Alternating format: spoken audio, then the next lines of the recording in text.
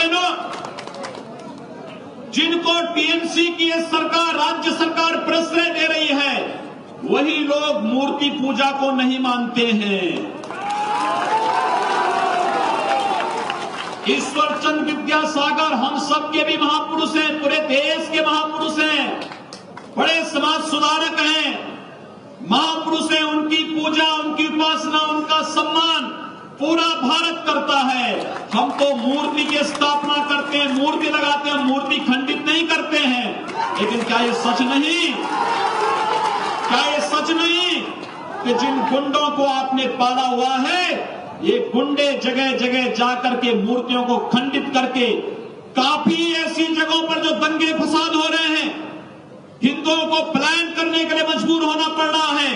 अपनी इस कमी को छुपाने के लिए आपने ईश्वरचंद विद्यासागर की मूर्ति को मोहरा बनाने का कुत्सित प्रयास किया है। लेकिन बंगाल की जनता आपके इस षड्यंत्र को भी पूरा नहीं होने देगी।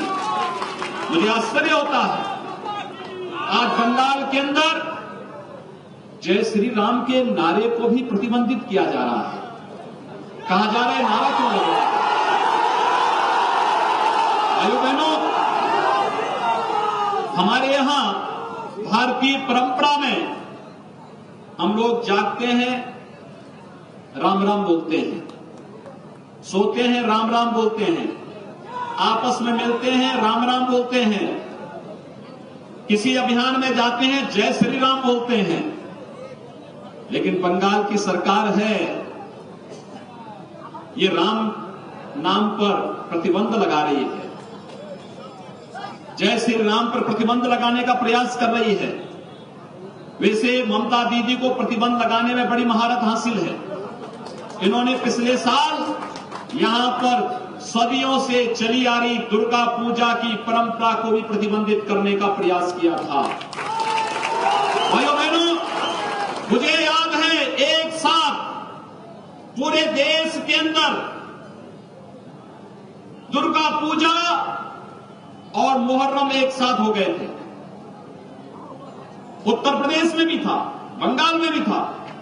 उत्तर प्रदेश में हमारे अधिकारी आए, उन्होंने कहा कैसे आयोजन हो पाएंगे, क्या पूजा के समय करते? मैंने कहा पूजा का समय के आगे पीछे नहीं होगा, जब पूजा होनी है मां की तभी पूजा होगी, और समय बदलना है तो मुहर्रम के जुलूस के समय को बदल दो, ताजिया के जुलूस का समय बदलेगा। भाइयों बहनों, उत्तर प्रदेश में एक भी वारदात नहीं। और मैंने इस बात को कहा, मेरी सरकार को उत्तर प्रदेश में 2 वर्ष हो गए हैं। उत्तर प्रदेश की जनता ने पूरे प्रदेश के अंदर मोदी जी के आह्वान पर, आदरणीय अमित शाह जी के आह्वान पर भारतीय जनता पार्टी के चुनाव चिन्ह कमल के फूल पर वोट दिया था। 2 वर्ष में उत्तर प्रदेश में एक भी दंगा नहीं हुआ।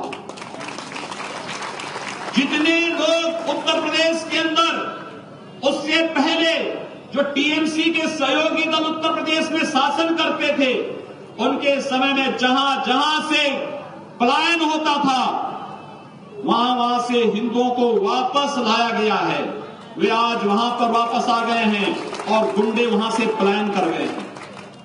हमने 2 बात साफ कही है, उत्तर प्रदेश में कानून का राज होगा, कानून के साथ खिलवाड़ करने की छूट किसी को नहीं।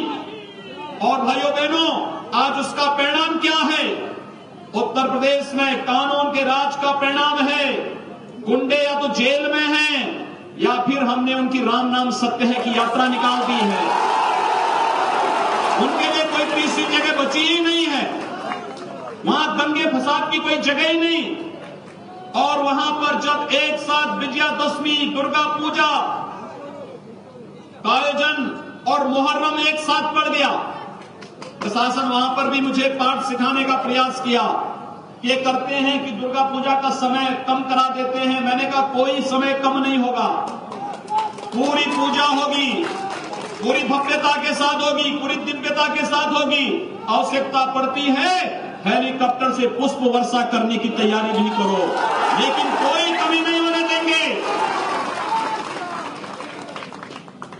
और मैंने इस बात को भी कहा कि मुहर्रम के जुलूस के नाम पर कहीं उदंडता करोगे तो फिर ये अंतिम जुलूस होगा, इसके बाद से कभी जुलूस नहीं निकलने पाएगा।